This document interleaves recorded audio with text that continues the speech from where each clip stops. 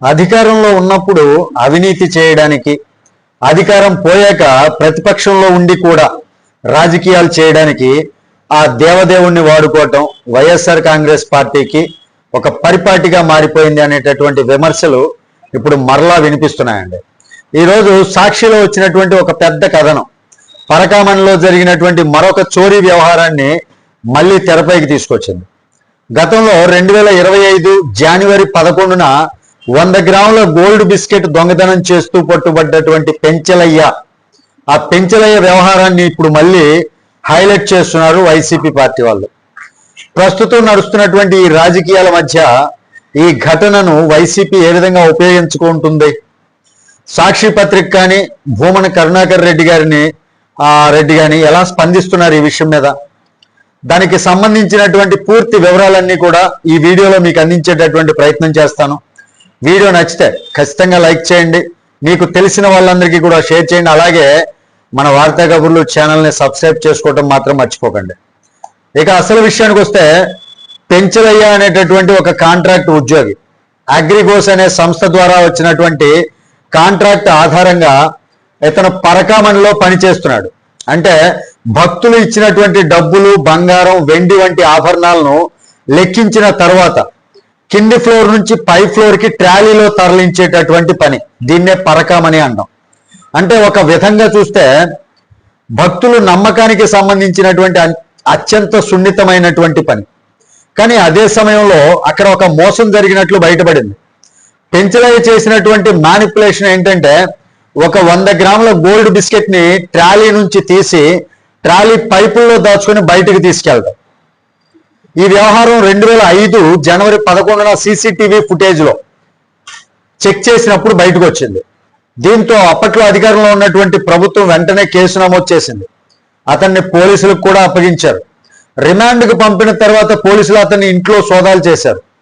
అప్పుడు బయటపడినటువంటి విషయం మరింత షాకింగ్ అండి. దాదాపుగా 555 గ్రాముల బంగారం బిస్కెట్లు దొరికాయి. దానితో పాటు 100 గ్రాముల బంగారపు ఆభరణాలు కూడా లభించే వాళ్ళ ఇంట్లో, ఆ పెంచలయ్య వాళ్ళ ఇంట్లో. సుమారు 150 గ్రాముల వెండి ఆభరణాలు కూడా లభించాయి. అంటే మొత్తం కలిపి దాదాపుగా 46 లక్షల విలువైనటువంటి ఆస్తి స్వాధీనం చేసుకున్నారు. అంటే ఒక చిన్న ఉద్యోగి భక్తులు సమర్పించినటువంటి బంగారాన్ని ఇలా దొంగిలించాడంటే ఇది ఎంత పెద్ద నమ్మక ద్రోహం అనేది అర్థమవుతుంది. ఇది ఒక ఘటన మాత్రమే కాదండి. గతంలో కూడా ఒక తమిళనాడు భక్తుడు స్వామివారి హుండీలో చేయి పెట్టి 15,000 రూపాయలు తీస్తూ పట్టుబడ్డాడు. డబ్బు, బంగారం మన కళ్ళ ముందు ఉంటే మనిషి మనసు ఎప్పుడు ఒకేలా ఉండదు. కానీ దేవుడి హుండీ, దేవాలయ నిధులు, ఇవి మాత్రం భయభక్తులతో చూసేటటువంటి ప్రదేశాలు. అందరికి కూడా ఒక రకమైనటువంటి భయం ఉంటుంది దాని మీద చేయి వేయాలంటే. ఆ భయం లేకపోతేనే ఇలాంటి ఘటనలు జరుగుతాయి. వాస్తవానికి ఇక్కడి నుంచి అసలు రాజకీయ చర్చ మొదలవుతుందండి. ఎందుకంటే ఇప్పుడు ఆ పాత ఘటనను తీసుకొని కొంతమంది నాయకులు కొత్త ఆరోపణలు చేస్తున్నారు.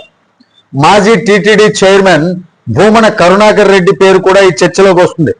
గతంలో టీటీడీ పాలనలో జరిగినటువంటి వివాదాలు, నెయ్యి కల్తీ ఆరోపణలు, పుస్తక ముద్రణ ఖర్చులపై, అంటే భగవద్గీత పుస్తక ముద్రణ ఖర్చులు, ఇవన్నీ ఉన్నాయి కదా, ఆ ఖర్చులపై వచ్చినటువంటి విమర్శలు, ఇవన్నీ కూడా ఇప్పుడు మరలా ప్రస్తావనకు వస్తున్నాయని చెప్పొచ్చండి.